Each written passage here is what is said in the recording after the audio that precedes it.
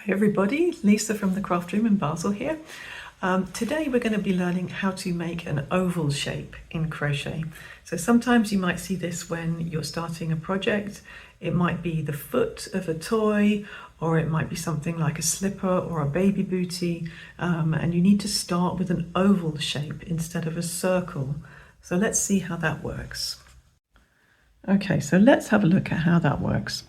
So this is my oval shape starting piece of crochet, and what you'll see is that the chain is actually in the middle.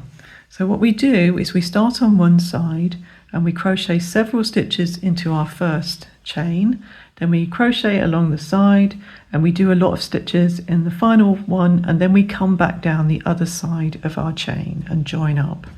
So let's see how that works in practice. Okay. Oops, let's just pull out some more yarn. Okay, so I'm going to start by chaining 10 stitches. Okay, you should do whatever your pattern is telling you to do. So this is just a generic how to crochet on both sides of the chain, but you should also do what your pattern tells you. And now I realize I haven't been counting. So 1, 2, 3, 4, 5, 6, 7, 8, 9 and 10. Okay, so there are my 10 chain stitches, which are going to end up in the middle of my piece. Okay, I'm going to do one more chain as my turning chain. Okay, so now my first stitch that I'm going to crochet into is this one here. Okay, this was my last one, my chain one turning chain, and this is my first stitch that I'm going to actually crochet into. And now the place to put my hook. So what I want is to put my hook here so that I end up with 2 pieces on top. Okay, can you see that? Two pieces on top, and then underneath I've got 1 loop. So quite often when you're crocheting into a chain, it doesn't really matter where you put your hook. So sometimes people go into the top here and they only have 1 piece on the top, and then there's 2 on the bottom.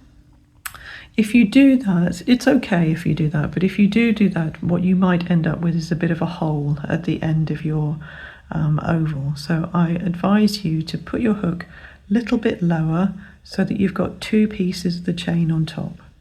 And then I'm going to put 3 single crochets into that same place. So that's 1, 2,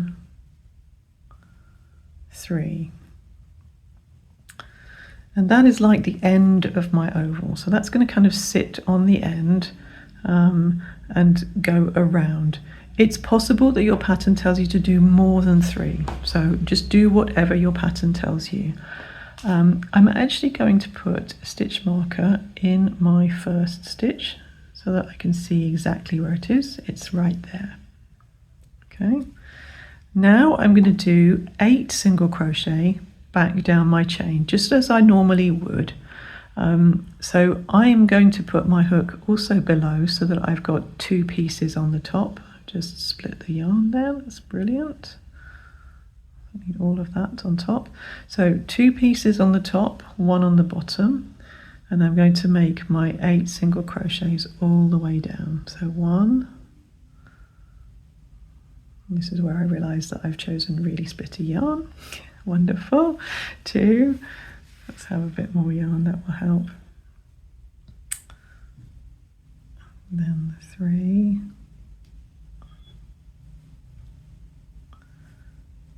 4. It takes a little bit longer, I find, to actually put your hook here into the bottom loop. It's definitely easier to put your hook in. Yeah, split the yarn there too. Wonderful. That's the demo effect. So I should end up with 1 chain at the end. Let's see, we'll count them in a sec, just to be sure.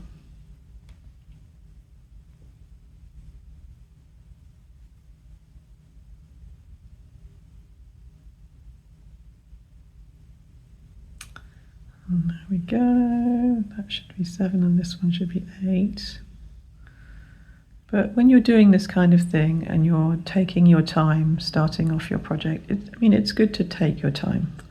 So I've got really splitty yarn. So I'm just making sure that I get all of the strands.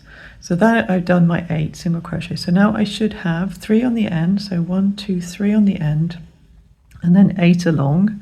So 1, 2, 3, 4, 5, 6, 7, 8. And now I'm at my last stitch.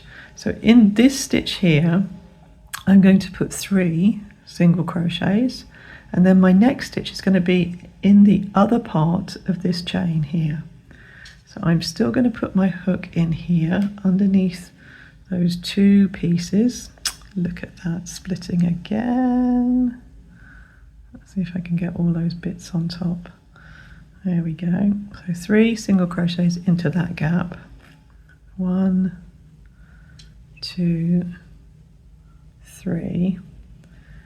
Now, a mistake that people do is to put the next stitch into there, but that was actually where you already went. So you need to go into the next one. So that's actually my corner. So that's going around. And then I should have 8 back down here. And then I get back to my beginning. So now I'm going to work around the other side of the chain. So you've got these single loops that were left over. If you did crochet into the single loops, you would have 2 loops here to go into.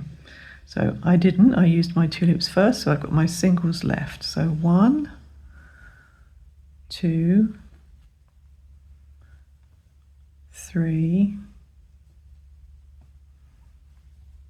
4. Let's have a bit more yarn, we're running out. 5, 6,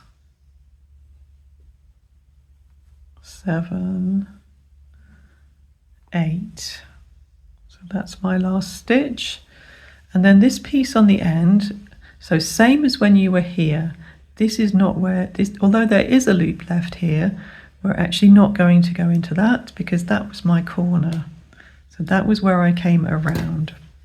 So now I'm just going to join up with this beginning stitch where I put my marker. Okay, so if you were doing amigurumi technique, you might just go into this stitch and carry on. But I'm just going to give myself a little slip stitch there into my super splitty yarn. I won't be choosing this one again for a demo. That's brilliant. It just goes to show. Right, so there we go. So now I joined up and I've got my oval shape. I have still got a little bit of a gap here, it's true. If that's bothering you, then you could actually just sew it up with the end. That's quite often what I do if I end up with a little gap. Or you can, or if it's not too bad, you can just leave it. I'm going to chain 1. And now you need to, again, for the next round, you do really need to follow your pattern because the increases here will depend on your pattern. So what I would normally do is I would have 2 stitches here, so an increase and then a single and then an increase, come back down the side and then do my increases because I've got 3 on the end here. So increase, single crochet, increase. But it could be that you've got an increase in all of the stitches on the end. It depends really on the pattern. So follow your pattern. So I'm going to start with an increase. So 2 stitches in there. Then I'm going to put 1 stitch in my ending one. Then I'm going to put 2 stitches here. So an increase. And then I've still got 8 on my side. So those are my 3 stitches that were in the end. Okay, so I've still got 8 along the side. So 1, 2, 3, 4, 5, 6, 7, 8. And now we're into our end stitches. So I've got these 3 stitches that were into my last chain. So I'm going to do an increase and then a single crochet and then an increase. And then I'm back down my other side. So now I've just got 8 stitches to go until I get to the end. So 1, 2, 3, 4, 5, 6, 7, 8. Okay. And then yes, so again, if I was doing amigurumi technique, I would probably just go into the stitch and carry on. Just for the purposes of the demo, I'm going to actually slip stitch into that joining one and finish. Okay, so that's basically how to make an oval shape, so how to crochet on both sides of the chain. What you will find is that in patterns it can be a bit confusing. So some patterns will tell you specifically that you are crocheting on both sides of the chain. I've seen other patterns that don't even say that just you get to the end of the chain and you have like lots of stitches into the final chain, and then it will just keep going. So it won't even tell you to turn around and come back again and join at the end. So it really depends on how the crochet pattern is written, how it actually describes this. What I would say is always have a look at the pictures. If it looks like you're starting with an oval shape, then for sure you are starting with a chain and crocheting on both sides. Another clue that you might be doing this kind of technique is if it starts out with a chain but then talks about going in rounds. So if your pattern starts with a chain and then says that you are going in rounds, then for sure you are going around the chain. So you're going around one side of the chain and then coming back down the other. That's another way to know how it works. But best thing to do is to have a look at the picture, see what kind of shape is expected from the beginning. And that's how to crochet an oval shape, or how to crochet in both sides of a chain.